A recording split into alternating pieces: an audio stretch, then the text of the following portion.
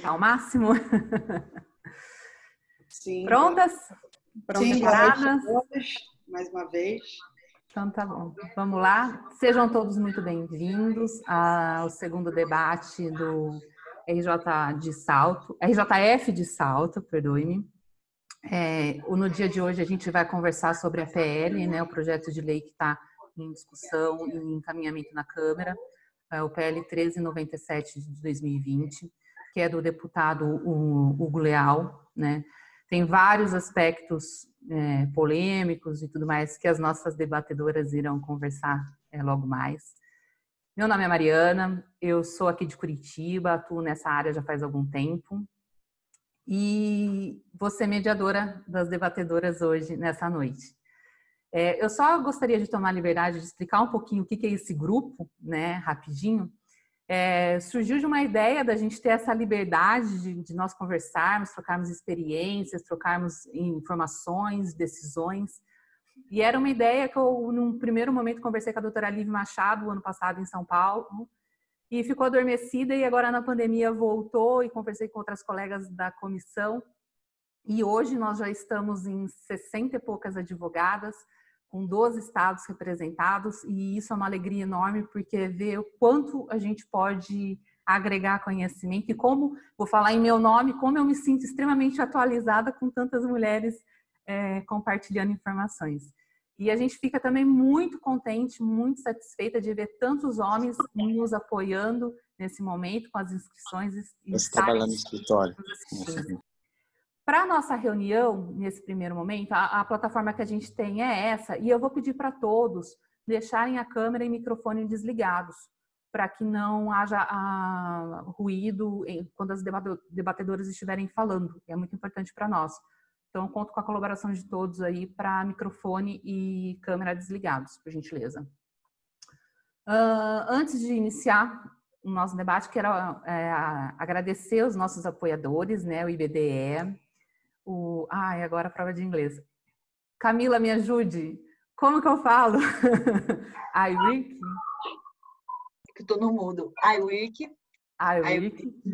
O Ibajude, né, que apoiaram a nós na divulgação. Muito obrigada. Vou apresentar agora as nossas debatedoras. Tá? Ana Carolina Monteiro, advogada, membro da Comissão Especial de Recuperação Judicial de Falências da OAB do Rio de Janeiro, membro do Comitê de Arbitragem, membro da... agora peço sua ajuda, Carolina. WIST Brasil. Comissão de Arbitragem... do WISTA. Isso, WISTA. Das Mulheres Maritimistas. Isso, e da Insol. Camila Tebaldi, advogada, sócia-diretora da KPMG, Brasil. Agora vem Irine Tissoro-Tissoglu. RJ de São. Acertei? Muito obrigada. Advogada, diretora do IBDE, membro do iWork, membro da Comissão Especiais de Direito Empresarial e na Recuperação Judicial e Falências do Rio de Janeiro. E, por fim, e não menos importante, Juliana Della Valle Biolchi, advogada, diretora-geral da Biolchi Empresarial, lá do Rio Grande do Sul, Porto Alegre, né, Juliana? Nesse primeiro momento, a gente vai começar com a debatedora, a doutora Irine, e ela vai começar falando sobre os efeitos que pode vir a trazer essa PL se for aprovada, quais são os reflexos, né? E no seu entendimento, doutora Irine, como que você enxerga que pode acarretar em essa negociação com a figura de um negociador? Como que seria, né, na visão prática, no que está previsto na lei, e como que seria numa visão mais prática, assim, na nossa realidade? Como que você acha que aconteceria isso, trazendo para o nosso plano real, assim, doutora Irine, com a palavra? Mariana, primeiramente quero agradecer aqui o convite, essa oportunidade de fazer parte desse grupo, de estar aqui debatendo com vocês grandes nomes e advogadas do direito da insolvência no Brasil. Antes de adentrar com relação a essa sua pergunta e responder, que já responderei, esse PL 1397, de relatoria do deputado Hugo Leal, ele foi feito um grupo emergencial, uma comissão, que inclusive eu quero parabenizar alguns integrantes dessa comissão, que é o Dr. Pedro Teixeira, Bruno Rezende e o Daniel Carne Costa, e estendo aos demais que fazem parte dessa comissão. É um grupo de emergência para pensar e elaborar soluções emergenciais diante dessa crise sem precedentes que o mundo, que o Brasil, que nós estamos vivendo. Existem três módulos de preocupações desse grupo, e a primeira preocupação são com as empresas que vinham saudáveis, ainda viáveis, quando se iniciou essa crise. A segunda preocupação é com as empresas que já precisavam se socorrer, que já iriam se precisar se socorrer com o sistema de insolvência. E a terceira preocupação é com as empresas que elas já estavam participando de uma recuperação judicial, que já tinham seus planos aprovados, que já estavam cumprindo esses planos. Como que essas empresas elas vão ficar diante dessa crise? Com seus caixas vazios, com as empresas. Eu sei que algumas deram continuidade, até aumentaram seus faturamentos, mas a grande maioria não é isso que aconteceu.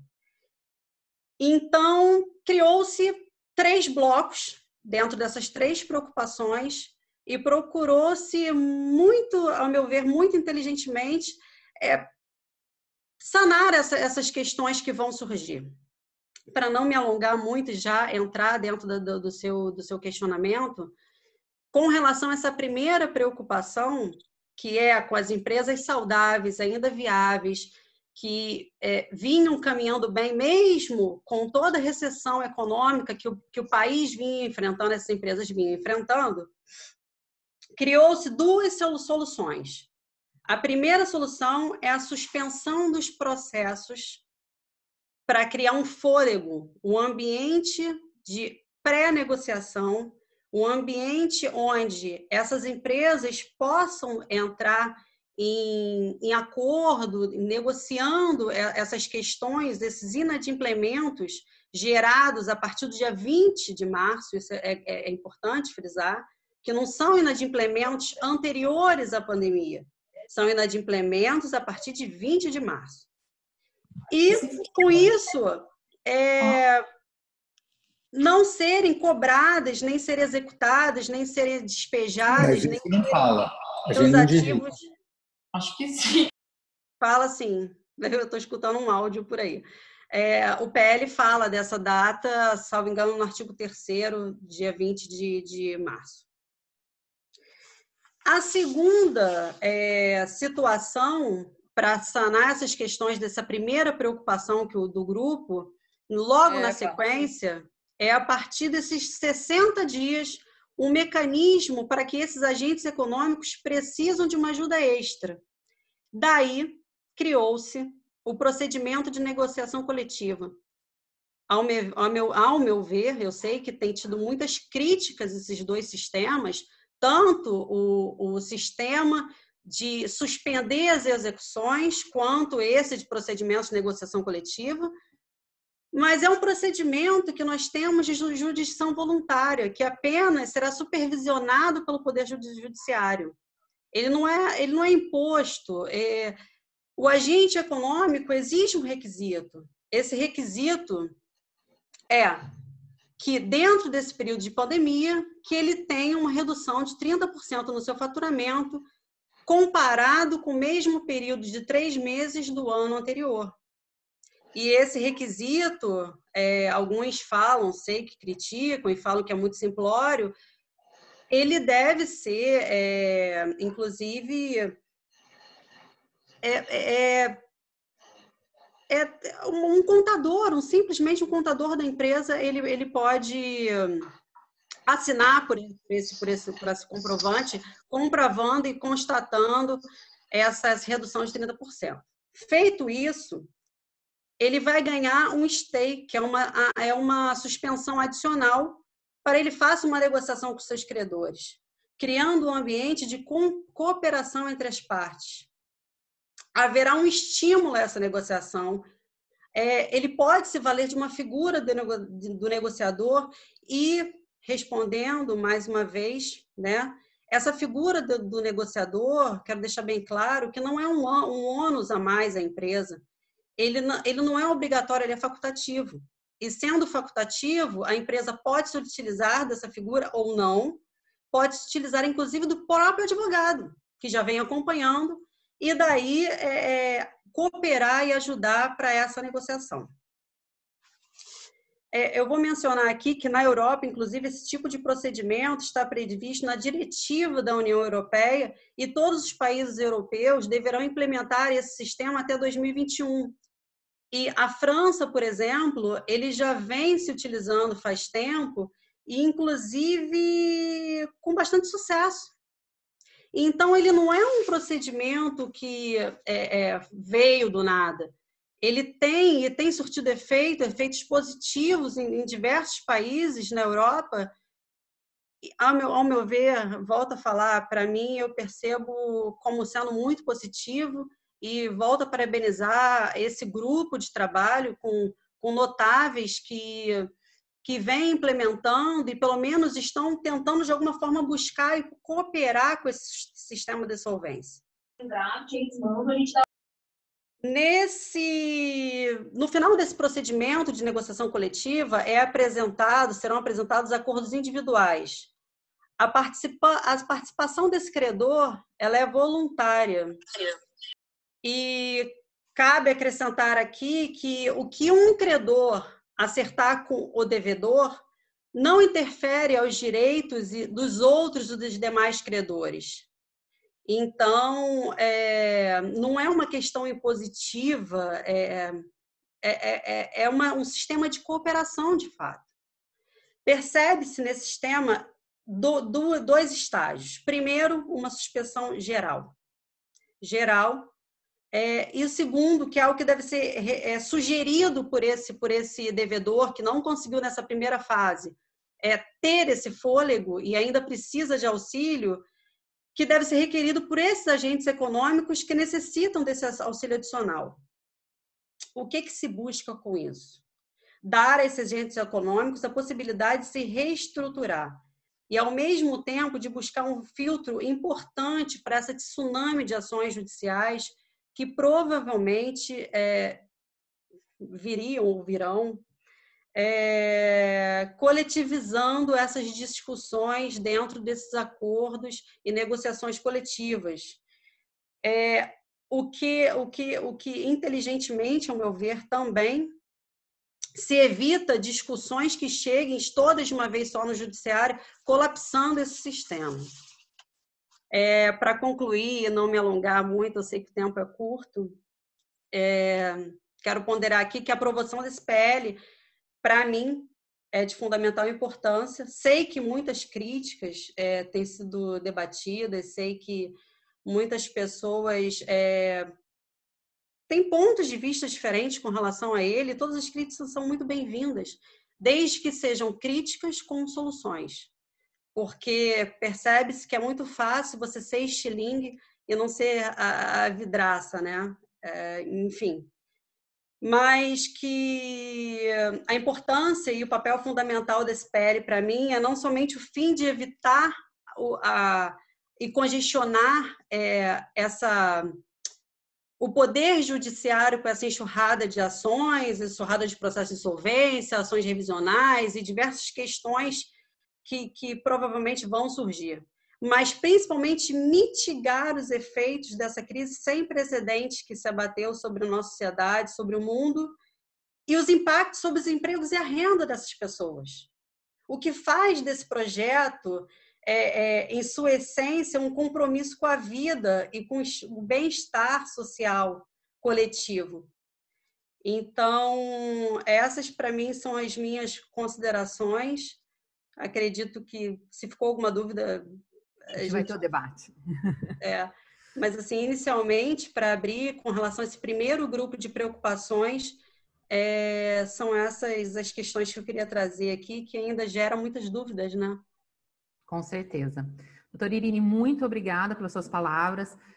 Eu vou me poupar aqui de fazer comentários, porque teremos a nossa hora de debate, né? E já passarei a palavra à doutora Ana Carolina para que ela nos presenteie, já que é seu aniversário, doutora Ana Carolina.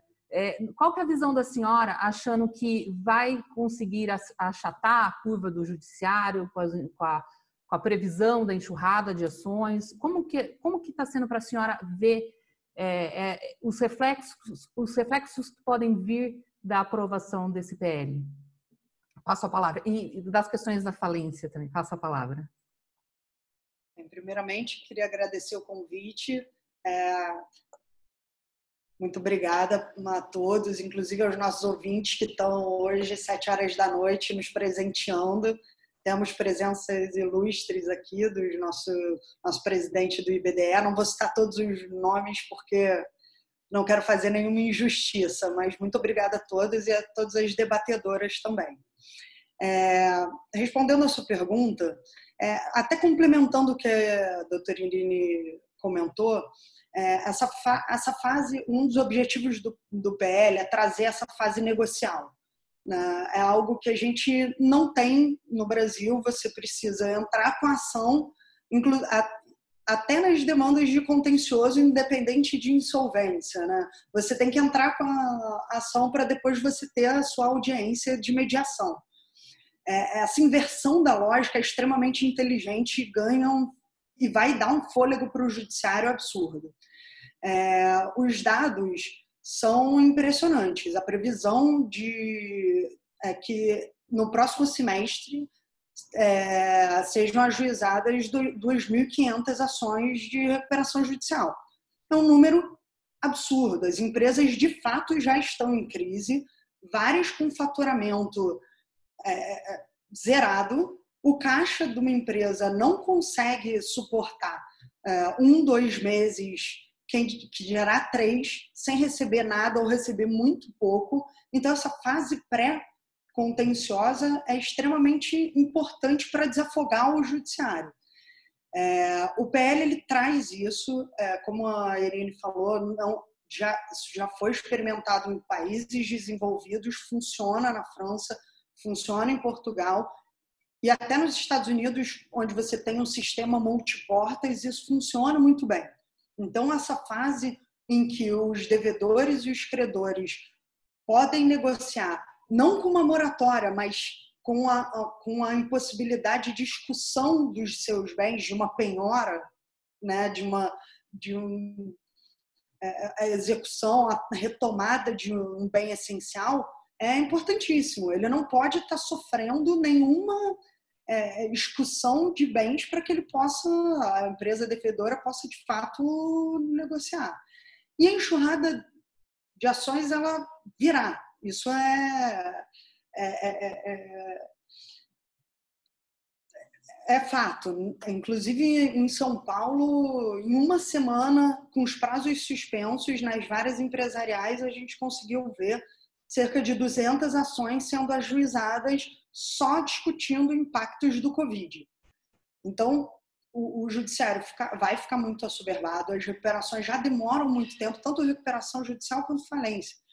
Então, a implementação desse sistema, ou via PL ou pelo próprio TJ, é essencial. Isso, eu acho que o PL ele trouxe para o debate algo extremamente importante. E um reflexo disso que o próprio TJ de São Paulo, o TJ do Rio de Janeiro e o do Paraná já estão implementando sistemas de pré-contencioso para abarcar essas soluções. O do Rio de Janeiro tem um ato que ainda não foi publicado, mas já está sendo discutido e será implementado em breve para discussão para esse pré-contencioso de ações de insolvência em razão do Covid. Então, o impacto no judiciário já é previsto, né? Os presidentes dos tribunais de justiça já estão preparados e se preparando, inclusive para audiências online. No Rio, a gente teve o leading case da Oi, que foi muito bem sucedido, foram várias negociações feitas online com ajuda na época da FGV, mas o próprio Tribunal de Justiça já está se preparando para ter um núcleo específico para tratar das ações de insolvência. Então, voltando ao projeto de lei, o projeto de lei do Hugo Leal, ele, no Brasil, foi inovador. E independente dele ser votado ou não, os reflexos práticos dele já estão sendo vistos porque os próprios tribunais já estão incorporando essa mentalidade de um pré-contencioso. Então, eu acho que era isso que eu queria trazer. Eu acho que a enxurrada de ações vem usando o jargão que a gente ouve todo dia para achatar a curva, né? A gente tem que ficar em casa, então, para achatar a curva do judiciário, a gente tem que se socorrer a esse stay total. Então, não há uma moratória, isso é importante esclarecer, que não há uma moratória, não é para todo mundo. O projeto ele não prevê que os agentes econômicos deixem de pagar suas obrigações, não, de forma alguma. Ele elenca algumas discussões de bens que são para poder viabilizar uma negociação. E já chegando no segundo ponto, que é com relação à falência, essa foi uma grande preocupação do projeto de lei. Ele não traz inovações e regulamentações para o Instituto da Falência. O objetivo dele é evitar a decretação da falência num período onde muitas empresas estão obrigadas a não funcionar. Então, stay home, stay closed e vamos tentar segurar um pouco a execução de bens para que você possa ter uma negociação. E a última coisa que poderia acontecer nesse meio do caminho seria a decretação de uma falência. Seria extremamente injusto para um agente econômico ter sua falência decretada no momento em que ele está sendo impedido de funcionar, de fornecer seus bens e de fazer seus negócios. Especificamente a regulamentação de novidades com relação à falência, o projeto ele traz um aumento do valor para que seja decretada a falência. Na nossa lei hoje é de 40 salários mínimos, esse valor aumentou para R$100 mil. Não acredito que esse dispositivo vá criar qualquer tipo de impacto ou onerar os credores de forma alguma. Eu acho que ele traz simplesmente um aumento proporcional que certamente já estava desatualizado e não trará nenhum prejuízo além disso. É claro que o PL poderia ter tratado também de questões de falência extremamente importantes, como Fresh Start. Você vai ter vários agentes econômicos que não vão ter condições de se recuperar. E a negociação para eles vai ser inviável. Algumas empresas já faliram nesse 1 mês e meio que a gente está em casa. Isso é um dado que é infeliz, mas é uma grande realidade. A gente tem que lidar com isso. Várias empresas simplesmente já faliram, já fecharam. E um problema que a gente tem na legislação brasileira é que as empresas elas não pedem a autofalência. Hoje em dia, um empresário que tem um problema súbito como essa pandemia, ele simplesmente abandona o negócio. E ele, ainda que ele peça falência, ele vai ficar vinculado ali à duração da falência, que são processos que duram de 6 a 8 anos para ele poder voltar a empreender. Isso tem que ser visto de alguma forma. Fica aí uma ideia construtiva para os nossos legisladores, porque isso não precisa estar incutido nesse PL, mas pode estar em outras medidas legislativas. E, enfim, eu acho que essa questão da falência é algo que a gente tem que olhar a realidade e tentar trazer soluções construtivas que não impactem absurdamente o mercado. Mas, enfim, nesse ponto eu concordo com a Irine. É louvável o trabalho do Hugo Leal e do grupo que trabalhou com ele. O Pedro Teixeira está sempre trazendo novidades e tirando as nossas dúvidas, que são muitas. Esse grupo ele é atencioso, então eles explicam e abrem muito para o debate, e a gente tem esse canal aberto para debater e trazer ideias inovadoras. E, enfim, eu acho que era isso que eu tinha para o momento. Depois a gente pode discutir melhor os pontos.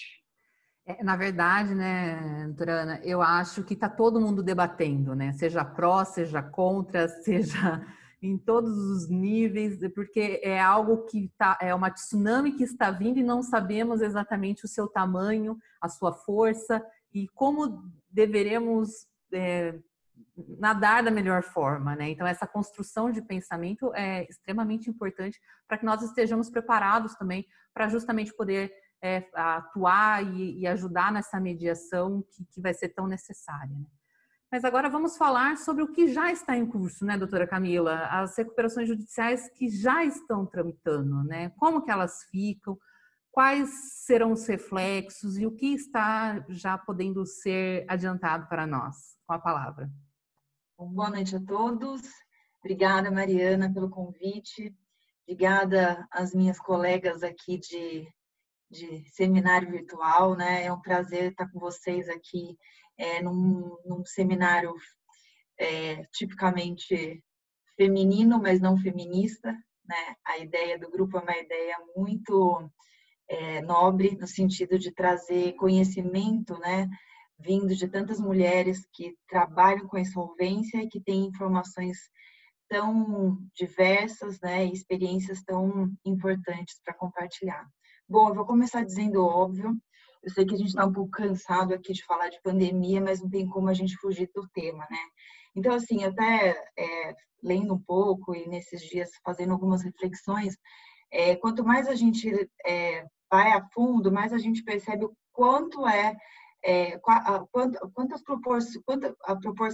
que proporção tomou essa pandemia, né? Então, ela tem proporções globais, extrafronteiriças, são proporções sem precedentes.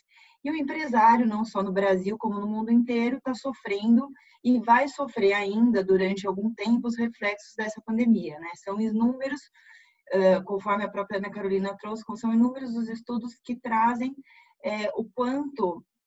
quantas recuperações ainda estão por vir nos próximos meses. E nesse contexto, não só necessário, como urgente e nobre, que se tenha uma legislação específica para esse tipo de problema, né? A legislação atual, a Lei 11.101, a nossa legislação de insolvência, ela não vai conseguir abarcar toda a necessidade do empresário, tendo em vista a situação de emergência em que ele se encontra, né? E isso não é uma prerrogativa do Brasil. O mundo inteiro, que os principais países estão promovendo legislações específicas, implementando legislações específicas, e acredito que aqui também não poderia ser diferente. Bom, o atual, entrando já na questão do nosso projeto de lei, o PL 1397, então, ele traz alguns pontos que eu considero importante a gente fazer uma reflexão. Eu acho que mais do que trazer aqui uma opinião precisa neste momento, que a gente não sabe nem quais são as consequências e nem como tudo isso vai se organizar, eu acho que a gente tem que trazer um levantamento de alguns pontos para a gente pensar se, enfim, essa é a melhor atuação ou não e o que a gente pode melhorar. Bom, o PL 1397, ele traz no artigo 11 uma questão que se aplica às empresas de recuperação que já têm o seu plano de recuperação aprovado, né? Então, ele prevê ali que o juiz de ofício, ele pode suspender os pagamentos da empresa pelo prazo de 120 dias. Bom, nesse ponto, eu queria trazer algumas reflexões.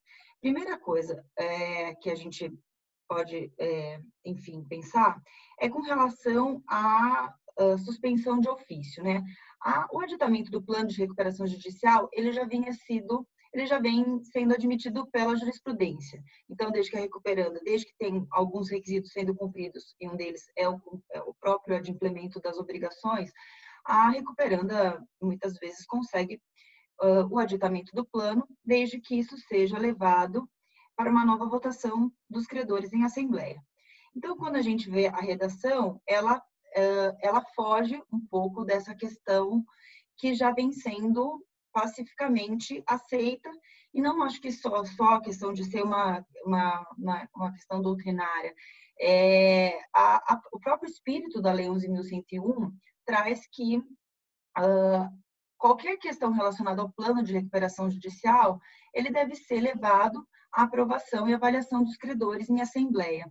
Então, fica um pouco diferente do que tem sido atualmente observado pela legislação e pela jurisprudência.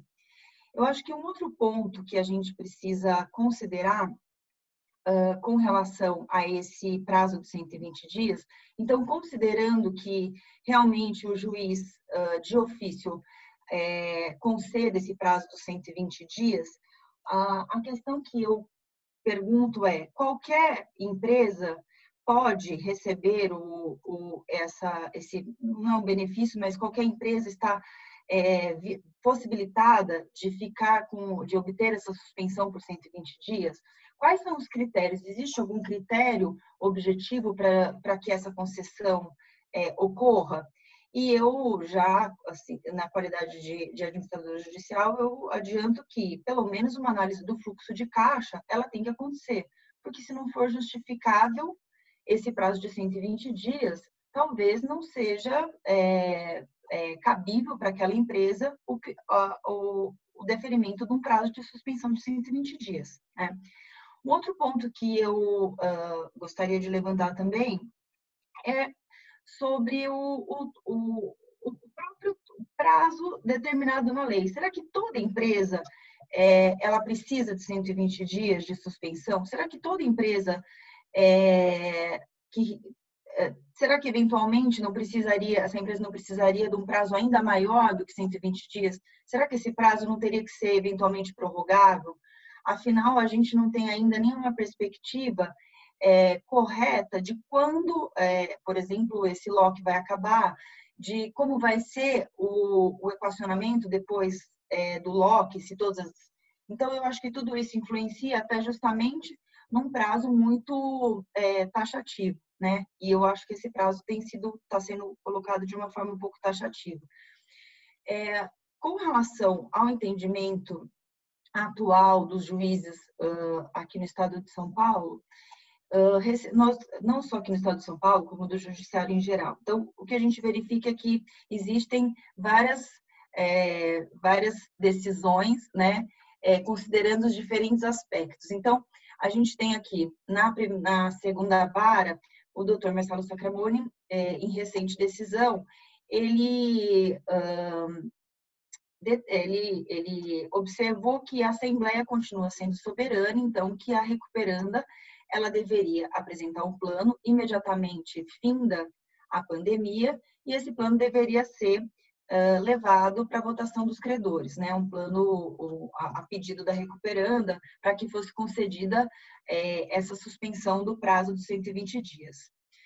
Por outro lado, a gente tem uma decisão até que foi recente, acho que da semana passada, do Dr. João, no sentido de que a recuperanda, sim, ela teria a possibilidade de apresentar um aditivo ao plano de recuperação judicial, mas que ela poderia apresentar esse aditivo dentro de um período de eventualmente, suspensão de 60 dias. Então, a gente já vê que ela tem um período, um prazo, né, para apresentar, mas, de qualquer forma, ela tem que levar a conhecimento e a votação dos credores para que eles decidam se vão conceder ou não esse prazo maior e eventual aditamento do plano, né?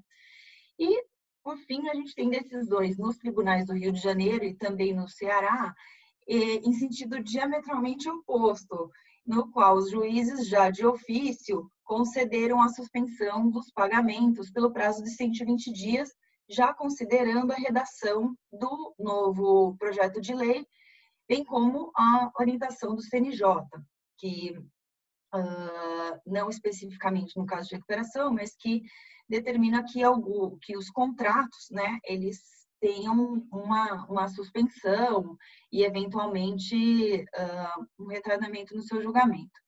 Então, a gente percebe que o judiciário, de uma certa forma, até que se tenha seja uma legislação ou uma orientação específica, ele tá disperso no sentido de que cada juiz está entendendo de uma forma, e eu acho que isso não é, enfim, a melhor forma da gente trabalhar com processos de insolvência, tendo visto que isso acaba causando para o empresário, para os credores e até para os investidores uma certa questão de ser mais temerário, né? Para você tá num período ali de incertezas, né? Você não sabe se o juiz vai entender de uma forma, enfim, isso é um pouco temerário.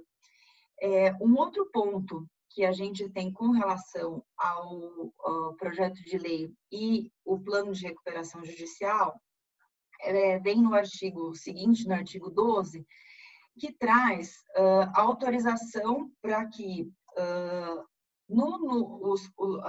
seja apresentado um novo plano pelo devedor e que este novo plano possa ser incluído créditos extrajudiciais, né? Créditos que foram sendo adquiridos após o pedido de recuperação. Bom, nesse ponto, eu também gostaria de tecer algumas informações. Eu vi uma frase esses dias que eu achei interessante, eu vou copiar. Que o empresário ele suporta o risco, mas ele é totalmente repelente à imprevisibilidade. E quando a gente trata aqui de créditos que são posteriores à recuperação judicial, sem que isso tenha algumas delimitações, isso acaba dando também mais um pouco de incerteza, não só para o empresário, como para aqueles outros credores que já estavam no processo de recuperação judicial e que participaram desse procedimento concursal, votando e aprovando o plano em assembleia. Um outro ponto, antes de entrar nos levantamentos, é óbvio que esses planos foram aprovados com base em premissas completamente diferentes completamente diferentes.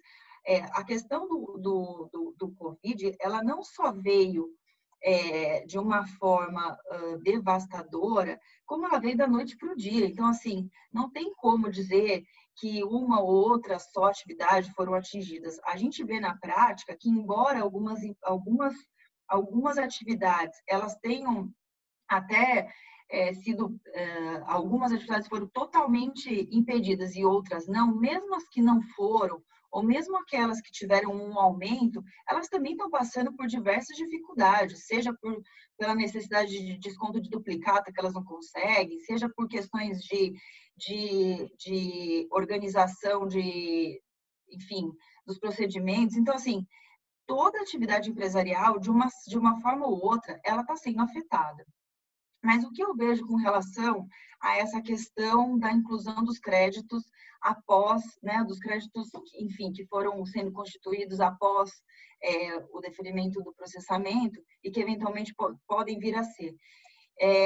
São três coisas que eu gostaria de levantar. A primeira é que a redação, ela não trata expressamente sobre um tempo da negociação. Então, a gente sabe que créditos até a data do pedido entram, dali para frente não. Mas aqui a gente, eu não sei se é uma falha minha, mas eu não vi se existe um tempo delimitador, ou se são os créditos a partir do dia 3, mas eles vão até quando? né? São todos esses créditos, a gente não tem um limite ali, uma delimitação de período, do período do endividamento posterior que eventualmente seria incluído. Um outro ponto que eu acho importante é como vão ser processados esses créditos. Então, qual vai ser a forma? Como vão ser essas habilitações? Elas vão ter... Vai existir um outro prazo de stay? Não vai existir um outro prazo de stay? Isso também não está definido. Como vão ser... como são novos créditos incluídos nessa recuperação, como ficam os credores que já aprovaram? Então, ao meu ver, eu acho que seria necessário, nesse caso, pelo menos que fosse feita uma nova assembleia, incluindo os anteriores e os novos credores, né? E, por fim, eu acho que é uma questão que a gente tem que analisar, que é quando a gente fala em incluir crédito extra, e qualquer crédito, a gente está incluindo aqui, eventualmente, um Deep Finance. E o mercado de Deep Finance no Brasil é um mercado absolutamente escasso. A gente fez uma pesquisa na KPMG em 2018, com base nos nossos processos, e a gente viu que uma empresa só, naquela oportunidade, tinha usado Deep Finance. Então, quando a gente coloca todos os créditos juntos, a gente não está desfavorecendo a oportunidade do dinheiro novo circular no mercado? Eu acho que isso é um ponto que, de repente, poderia ser levantado. Talvez a gente tivesse que, nesse momento, que é um momento onde o dinheiro novo precisa, e não estou falando só de dinheiro novo vindo da iniciativa governamental, mas da própria iniciativa privada, ele poderia ter aqui um patamar diferenciado para que fosse incentivado, né? Então, eu acho que esses eram os pontos que eu queria levantar. Eles são mais pontos de discussão, de dúvida, do que de qualquer afirmação. E eu acho que a gente vai ter algumas coisas para discutir depois no nosso debate. Ai, Camila, que vontade de ficar conversando com você. É tantas dúvidas, né? Tanta coisa. Como que os credores...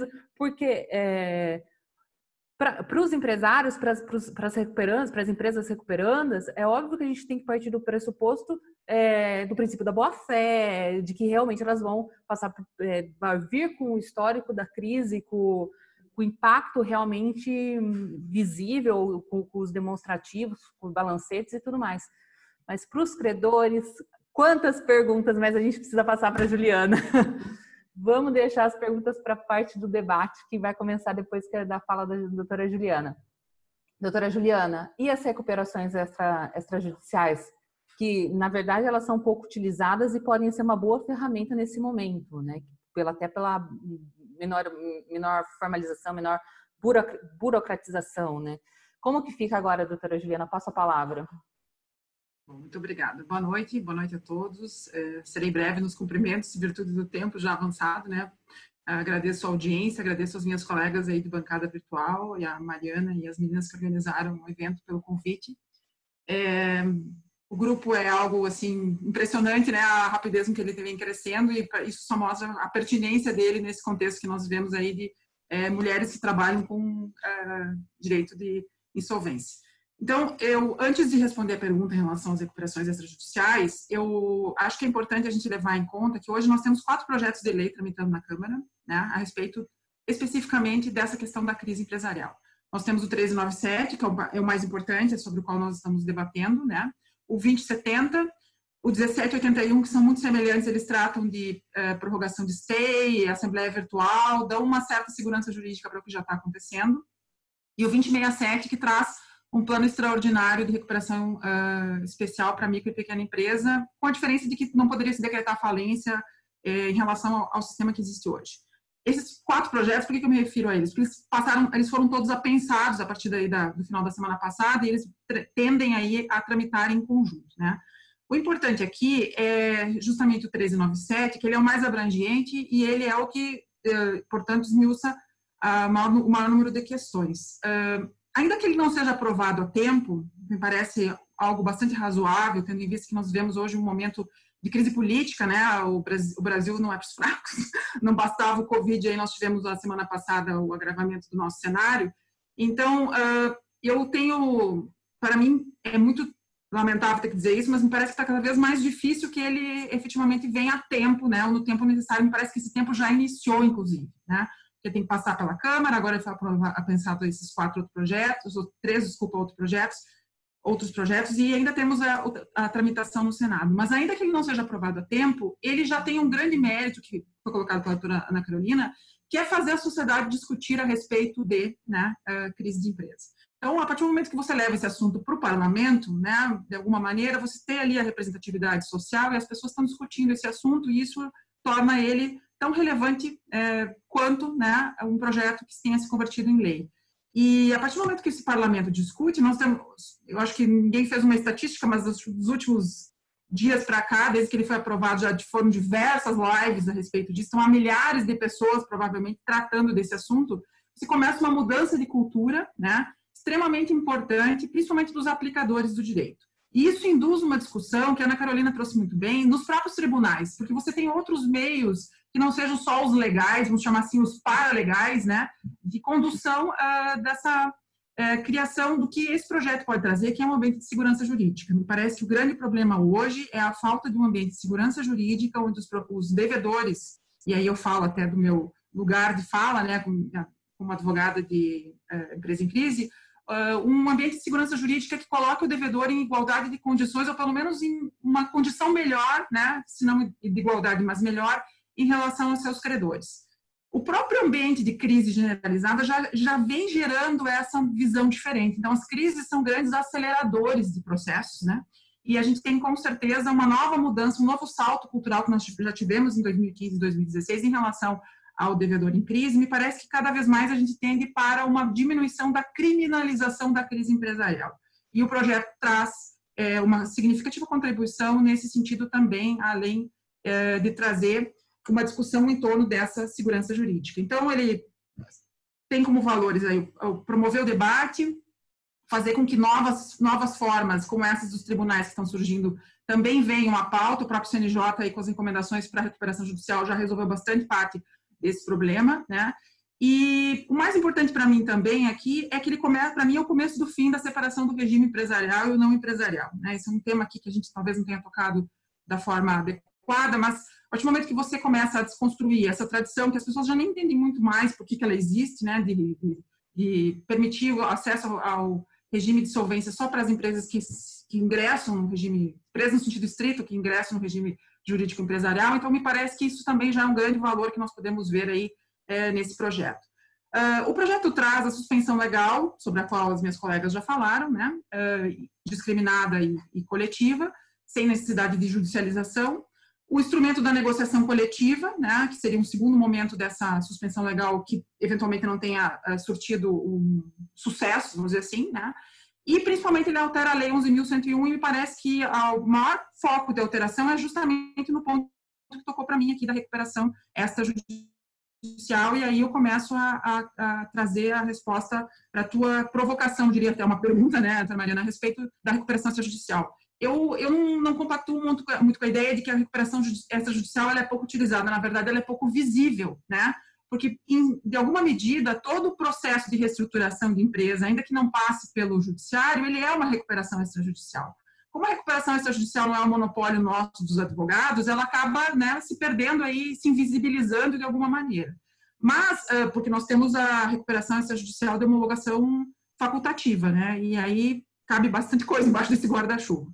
Então, a recuperação extrajudicial, ela é, hoje, me parece, o instrumento legal mais adequado para um ambiente que se busca construir, que é um ambiente de autocomposição, né?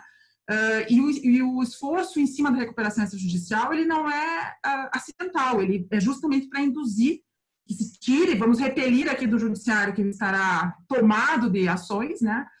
Uma parte dessa discussão que é justamente a negociação. Então, a recuperação extrajudicial é um instrumento extremamente importante, né, que pode ser utilizado, precisa mudar a nossa cultura jurídica também para que a gente se aproprie um pouco mais dele. Eu, na minha experiência, fiz algumas e confesso que saí hoje já defendo mais a extra do que a judicial, né, pela tranquilidade maior que esse ambiente oferece, né. Mas, em termos de recuperação extrajudicial, eu detectei aqui, mapeei 8 mudanças que nós temos no projeto, né. Em virtude do tempo, Não vou conseguir falar sobre todas, mas só citar algumas e vou voltar para aquela que eu elenquei aqui como a primeira, que me parece de todas a mais relevante. Então, a primeira mudança, sobre a qual falarei novamente um pouco na sequência, é a inclusão dos créditos trabalhistas, né, na recuperação extrajudicial, algo novo em relação ao sistema atual. A redução, outro item, a redução de quórum de 60% que hoje nós temos na recuperação extrajudicial para 50% mais um, né, então, diminuição significativa em termos de concordância dos credores com o plano. Se cria aqui uma possibilidade de se apresentar o pedido de homologação da recuperação extrajudicial com 33% de adesão para chegar em 90 dias ao quórum original de 60, então uma mudança também que busca judicializar um pouco antes a recuperação extrajudicial, justamente para trazer as garantias que depois foram estabelecidas, dentre as quais a suspensão extraordinária a suspensão dos atos expropriatórios no contexto da recuperação extrajudicial nova, né? Uma espécie de SEI, algo que alguns juízes já vêm trazendo, já vêm julgando nesse sentido, né, até em antecipação de tutela. E um outro ponto importante é a suspensão por 120 dias dos planos de recuperação extrajudicial já existentes, então anteriores ao Covid, né? A facultatividade do novo plano de recuperação extrajudicial para aquelas que já estejam sendo homologadas e em cumprimento, né, também uma inovação. A permissão de que se peça uma recuperação extrajudicial, mesmo naqueles casos em que já tenha se feito uma RJ há menos de 5 anos, ou uma R extra há menos de 2, então um requisito que existe hoje no artigo 48 que fica suspenso durante a calamidade. E a oitava mudança seria a conservação do direito contra os coobrigados naqueles períodos também de calamidade. Então, me parece que aqui, de todas essas mudanças, todas são muito pertinentes, mas a mais importante é a inclusão dos créditos trabalhistas, né? Algo assim que realmente me parece que vai, se isso fica, também cria um acelerador da aplicação das recuperações extrajudiciais. E um detalhe que me parece importante, é uma dúvida que inclusive eu tenho, provavelmente se isso for aprovado, a própria jurisprudência vai ter que sanar isso, que hoje você tem na recuperação judicial a obrigatoriedade de pagar os seus credores trabalhistas em até 1 ano da aprovação, coisa que não há uma âncora na recuperação extrajudicial nova, né, para esse limite temporal aí de plano de pagamento dos credores trabalhistas. Então, algo bastante interessante que talvez seja mitigado na jurisprudência, mas que se for mantido como está, abre um universo de possibilidades em termos aí de pagamento de credores trabalhistas e um universo de possibilidades de insegurança jurídica, com certeza, aí pela frente, né? De muita discussão.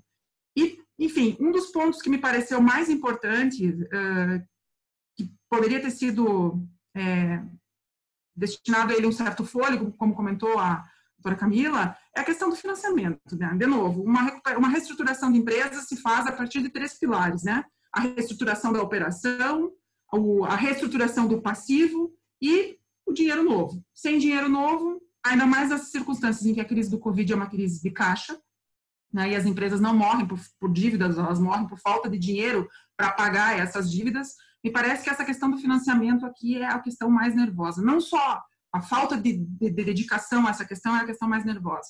Não só na lei ou no projeto de lei 1397, mas na realidade que a gente está encontrando hoje, né? A gente que está lá na ponta percebe isso. Os credores, os devedores, aliás, os nossos clientes, eles vêm bater a nossa porta para dizer, olha, o banco tal, o BNDES tem essas milhares de linhas, isso tudo existe, tal, mas eu não consigo acessar. O que eu faço? Qual é o banco que eu tenho que ir, né? Então, você acaba até dando algumas dicas comerciais aí para os bancos, né, que estão mais à frente nessas operações, para tentar ajudar as pessoas. Eu acho que esse está sendo o grande problema. É uma crise de caixa, é uma crise de liquidez, né? Os empresários, por uma questão comportamental, estão, de alguma maneira, apostando suas fichas muito mais num salvamento que vai vir de fora, né, deixando de lado algumas ações que poderiam ser implementadas ainda no nível da governança de crise. Então, decisões que são de gestão, que me parece que neste momento ainda são as pertinentes que podem ser feitas, né? E o projeto, ele não passa por essa questão do financiamento. Eu tenho certeza que isso não foi um esquecimento, isso com certeza é deliberado, porque para você mexer com financiamento você precisa convencer órgãos de fazenda, né, e pode criar problemas sistêmicos, então, com certeza não há um esquecimento aqui, senão uma decisão até estratégica de talvez viabilizar a aprovação do projeto, né. Então, me parece aqui que, em termos de panorama geral que podia se trazer do do plano extraordinário tentando respeitar o tempo, do plano, desculpa, de recuperação extrajudicial tentando respeitar o tempo, eram esses, né? E o que a gente mais precisa agora, e nós falamos sobre isso no nosso grupo, né, colegas, meninas, é de soluções práticas, né? Então, se isso não vai se constituir em lei no curto prazo, ao menos que os tribunais percebam e que nós tenhamos aí cada um no seu papel, né? Advogados, administradores, judiciários, juízes, enfim, usemos dos nossos canais para poder promover uma discussão no sentido de que algo seja entregue aí para as empresas que estão desesperadamente precisando de respostas, né? O judiciário precisa entregar essas respostas e esse é o grande desafio que se apresenta. Tá bem? Muito obrigada e fico à disposição aí para perguntas. Nós que agradecemos, doutora Juliana. Foi um prazer ouvi-la aí nas suas explanações e realmente dificuldade vai vir de todos os lados, de todos os meios, de todas as formas e cabe a nós, os magistrados e de toda a força operante aí do judiciário, né, do poder apresentar alternativas, é isso que a gente está tentando buscar com esses debates, né, que tem sido, para mim, pelo menos, tem sido enriquecedores. A gente está com algumas perguntas aqui, a gente está vou só fazer um esclarecimento, a gente está no adiantado da hora, já são 7h56, começamos pontualmente às 7 horas e finalizaríamos exatamente às 8 horas, mas em razão de tantas questões e um papo tão gostoso, a gente vai abrir mais 8 minutinhos aí para o debate e depois a gente encerra, ou seja, mais 10 minutos aí com a colaboração de todos. Vou ver aqui uma pergunta.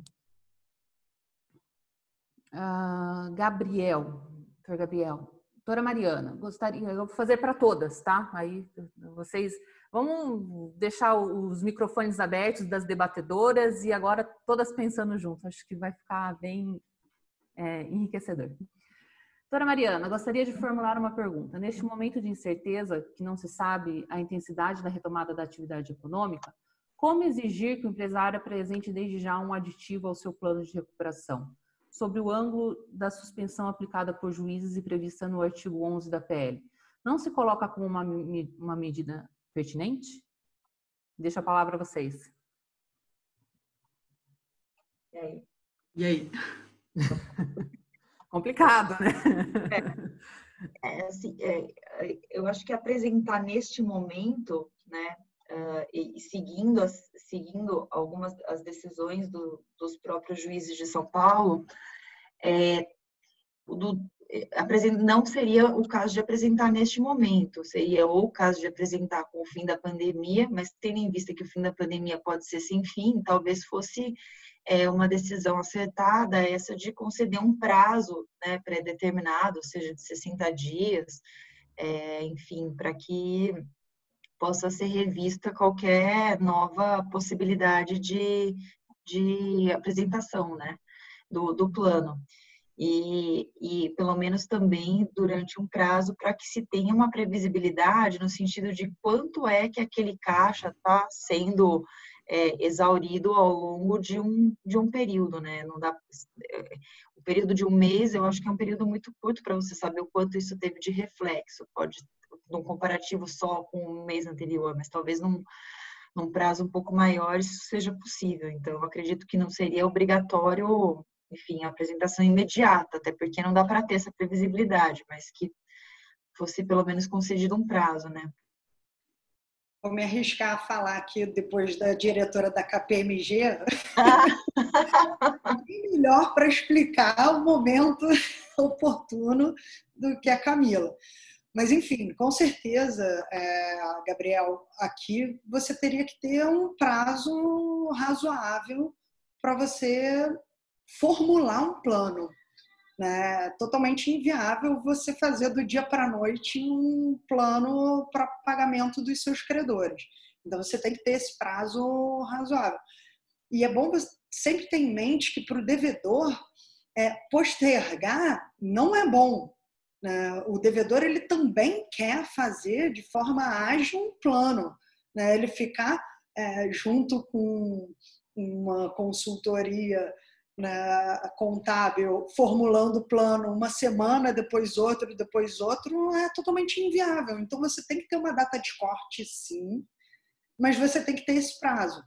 E a gente sabe que a curva, a gente não sabe quando vai terminar, mas você já consegue ver vários países europeus que passaram pelo pior voltando. Então, você tem um mínimo de previsibilidade que em 2 meses você vai ter o seu negócio voltando a caminhar. Então, acho que o judiciário ele já está concedendo esse prazo de 60 dias em diversas decisões e eu acho que esse prazo seria o razoável. Vamos para uma próxima? Para dar mais... Está direcionada à doutora Juliana, mas eu vou aproveitar e colocar para todas, né? Para ficar mais gostoso. Nesse cenário de importância de novos recursos, a proposta inclui que créditos concedidos após a RJ como sujeitos de adiantamento ao plano não causará maior risco? A concessão de crédito e depois entrar... Como que vocês entendem essa questão? Os créditos que seriam extraconcursais nas recuperações já em andamento virarem concursais, segurança jurídica, como que vocês analisam? Para os credores, com certeza será, de uma certa forma, né?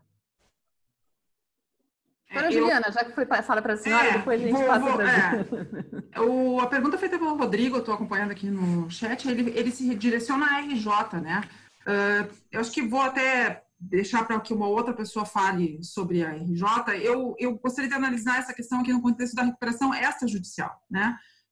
Porque o que eu vejo, assim, a Ana Carolina apontou bem, nós não sabemos, nós vamos ter um novo normal que a gente nem sabe como vai ser, né? E eu ainda acho que nós vamos ter 2 novos normais, o novo normal do Covid até que se ache uma cura ou um tratamento adequado ou uma vacina, né? Que vai ser o arranque para, abre e fecha. E depois, aí sim, você vai ter uma nova economia mais empobrecida e a gente vai ter que trazer a empresa para esse novo patamar. Então, me parece que essa questão do dinheiro novo, na recuperação, na judicial também, mas na extrajudicial, a melhor forma de tratar isso, eu reconheço que a gente tem uma legislação relativamente falha em relação ao financiamento, né? Prova disso, o financiamento novo não acontecer, como a doutora Camila apontou, mas no plano de recuperação extrajudicial você pode tratar disso nas próprias cláusulas do plano, né? E criar condições, porque ele é muito mais um contrato e uma negociação coletiva, e aí eu acho que ele induz muito mais a uma transparência e uma governança de crise, inclusive com a participação dos próprios credores. Eu sei que isso parece um pouco, assim, utópico, mas a gente tem que começar a mudar essa cultura também, né? Então, me parece que nas recuperações extrajudiciais, a garantia para quem vai vir com o dinheiro novo, ela deveria vir dentro do próprio plano e ser coordenada com esse novo plano. A minha grande dúvida da operatividade disso é justamente o que fala a doutora Ana Carolina, da questão do tempo. Como é que eu vou fazer um planejamento hoje para uma coisa que eu nem sei como é que ela vai ser, quanto tempo ela vai durar e que logo na sequência ela vai mudar de novo. Mas me parece que o risco poderia ser mitigado, então, respondendo a pergunta, por meio das próprias cláusulas de um plano de recuperação extrajudicial. Mariana, eu queria mencionar aqui algumas perguntas que me foram feitas em inbox aqui nesse chat. E com relação ao prazo e o artigo 3º, parágrafo 2º, que inclusive eu coloquei aqui, disponibilizei, que as pessoas estão com dúvida, e eu tenho percebido muitas críticas mencionando com relação a essa negociação, aquele sistema, né? O primeiro, quando se suspende os processos, vem a segunda fase de negociação coletiva. Com relação a esses créditos e essas empresas, quais seriam esses créditos e quais seriam os processos que ficariam suspensos? Aqui, perguntando e respondendo já as diversas perguntas que me apareceram aqui, o seguinte, são as obrigações que repactuadas a partir do dia 20 de março. Não serão suspensas esses processos anteriores, inadimplementos anteriores à pandemia, e sim apenas essa suspensão desses inadimplementos após 20 de março. E, além disso, aí criticam e mencionam, mas aí as empresas vão se valer disso, não vão pagar ninguém. Não é isso, porque os juros, eles continuam a ocorrer. Então, é só para deixar claro aqui que eu recebi algumas perguntas sobre isso e gera muita dúvida. Está muito claro ali no texto do PL. E se alguém ficou com dúvida, inclusive, respondendo uma outra pergunta aqui também sobre isso, que são os créditos do inadimplemento das recuperações também, após essa data. Se surgir alguma dúvida de mais alguém, pode colocar no grupo para todo mundo que a gente ajuda a responder aí. Eu estou respondendo porque eu recebi muita mensagem aqui em inbox com relação a isso. Eu acho que dúvida... Temos 61 participantes aqui nessa sala virtual, incluindo nós. Dúvida, eu acho que é impossível não termos pelo menos alguma. É impressionante.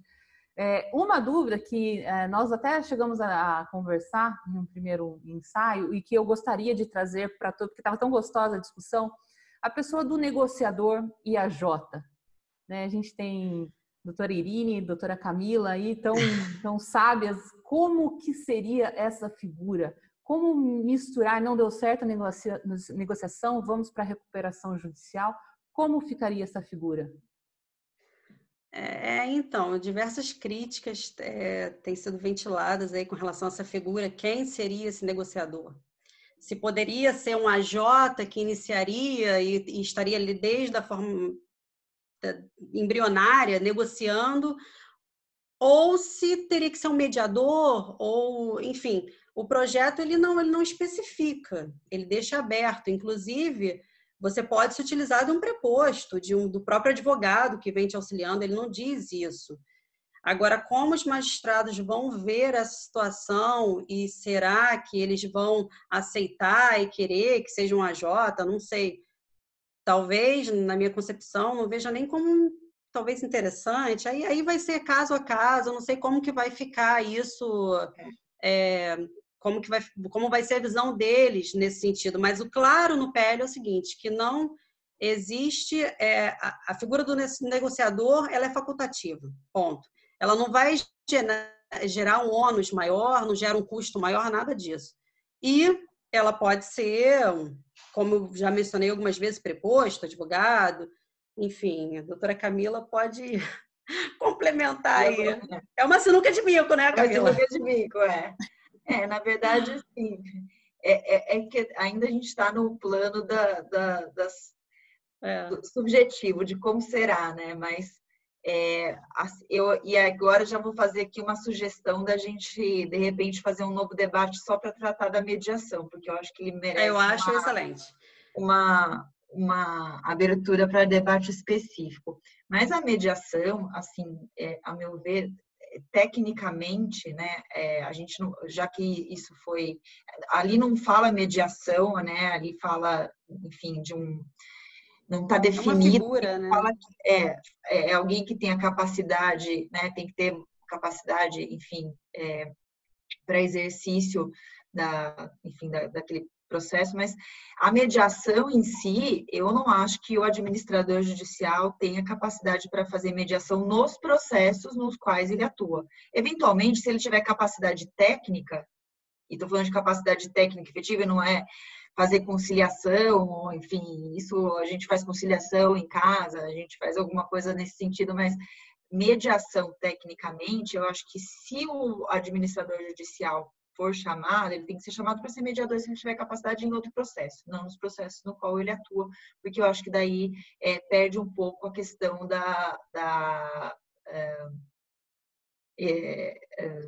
perdi a palavra. Tudo depende caso a caso, né, Camila? Eu acho que acaba que ele já tem ali conhecimento das partes, ele tem conhecimento da recuperanda, ele tem que ter análise do fluxo de pagamentos, então, assim, ele tem uma condição privilegiada, e eu acho que isso causa, entre as partes que estão ali, um certo desconforto. Tem que ser um terceiro independente, né, naquele caso. Isso, essa palavra, tem que ser alguém independente. Sobre esse ponto, só uma questão que eu acho que até é bem interessante. A lei não é clara em relação a quem será o negociador, mas ele é requerido pelo próprio devedor e é uma pessoa, na justificativa se fala a respeito disso, que seria alguém o devedor.